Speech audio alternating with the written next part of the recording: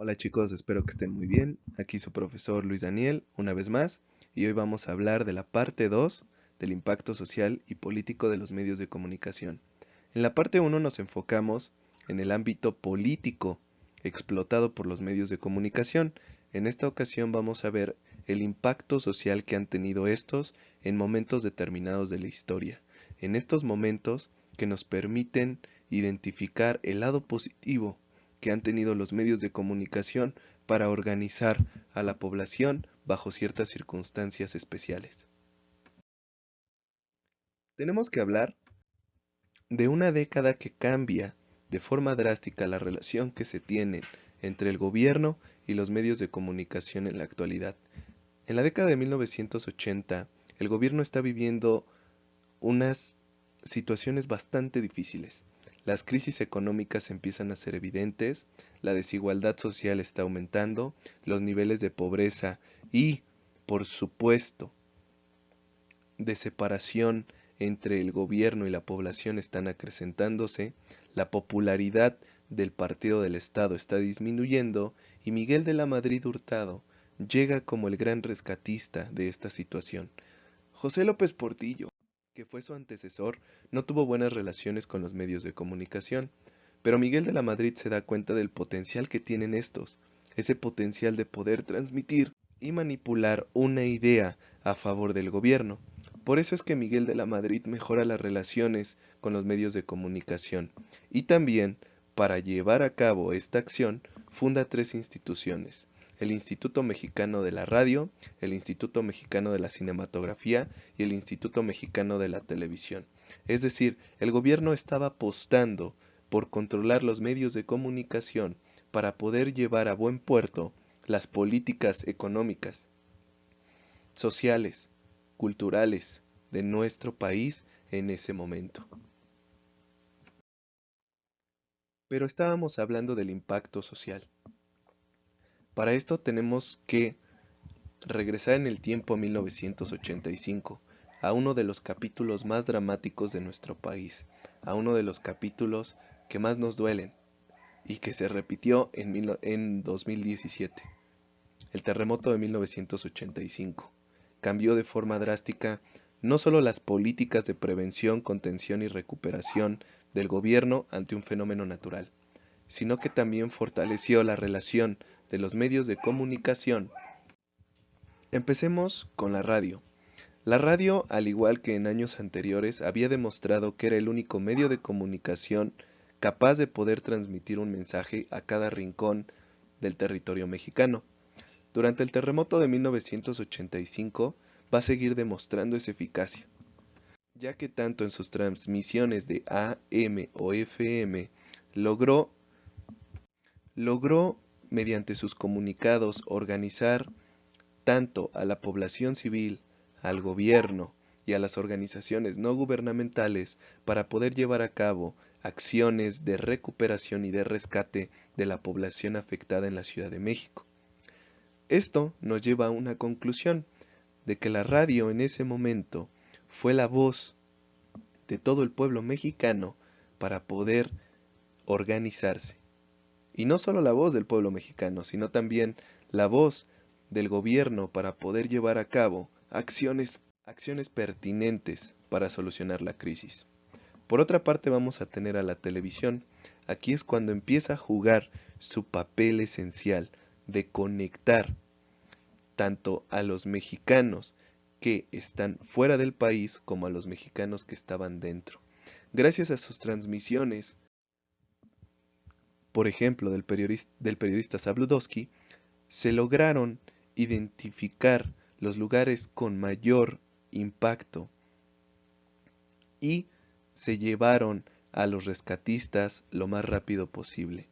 La conectividad de la televisión también logró que las familias mexicanas que estaban en la Ciudad de México se conectaran con las familias que estaban en los estados de la República y que los estados de la República supieran las condiciones en las que estaban viviendo la población de la Ciudad de México. Esto logra que los centros de acopio que enviaban alimentos y suministros para que se pudiera llevar a cabo el rescate de México o de la Ciudad de México se llevaran con eficacia a los lugares más necesitados. Por otra parte, los medios de comunicación impresos van a aumentar su papel de crítica y reflexión ante el gobierno, porque en el terremoto de 1985 se logra evidenciar la ineficacia del gobierno mexicano ante una situación como lo fue un desastre natural.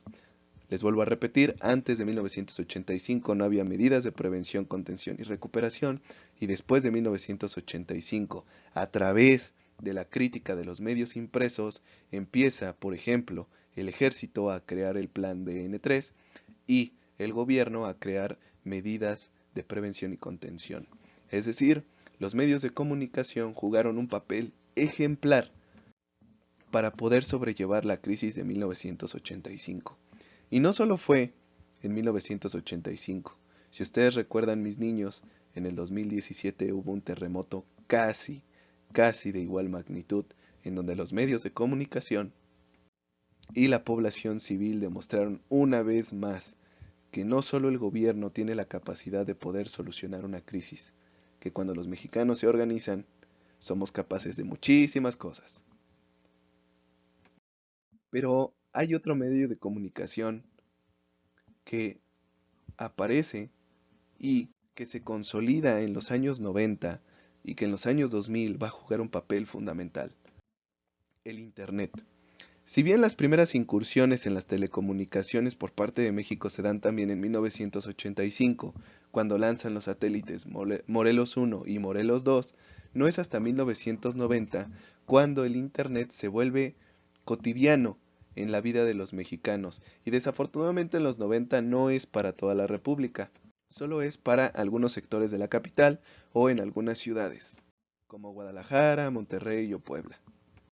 Pero es en los años 2000 cuando se vuelven de verdad importantes, relevantes, y que la opinión que se da en el Internet a través de las redes sociales no solo se vuelve una opinión, sino también se vuelve una postura política, social y económica. Ahora, punto positivo del Internet y de las redes de comunicación digitales es que permiten una diversidad de opiniones que enriquece el conocimiento de algún tipo de política económica, social o cultural.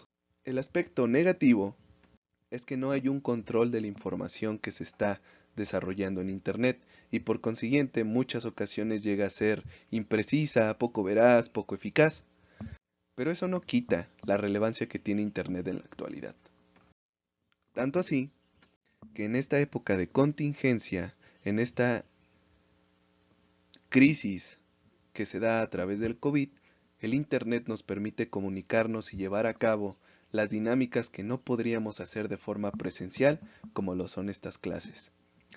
El Internet, chicos, al igual que todos los medios de comunicación, están sujetos a un concepto fundamental: la subjetividad, es decir, lo que siente, lo que interpreta, lo que piensa o lo que le conviene al comunicólogo. Hay que tener en cuenta que no todo lo que se dice siempre es verdad. Por consiguiente, un consejo: cuestionen todo lo que se les informe. Compárenlo. Y después de compararlo, van a poder tener un grado de veracidad dentro de la información que se les presenta. Como conclusión, los medios de comunicación, al igual que la mayoría de la población, se han visto afectados por los intereses políticos y económicos que juegan a favor o en contra. Pero también hay que reconocer que son una herramienta útil al momento de comunicar lo que pasa en un lugar a un lugar B, y que el papel que juegan en 1985, en el 2017 y en la actualidad, con la contingencia del 2020, es fundamental. Nos vemos, chicos, espero que les haya gustado el video, no sin antes hacer su dinámica. Van a responder las siguientes preguntas. ¿Por qué consideran que es importante la presencia de los medios independientes en el manejo de la información pública, es decir, estos medios que se han dado en Internet? La siguiente: ¿cuáles son los motivos de los medios comerciales para modificar la información? Por ejemplo, Televisa, TV Azteca. La 3: ¿Por qué son monopolizados los medios de comunicación, ya sea por el gobierno o por empresarios privados? Y la última, ¿cuáles pueden ser las ventajas de una prensa más plural e independiente? Pero también, ¿cuáles son las desventajas? Hasta luego, chicos, que les vaya muy bien.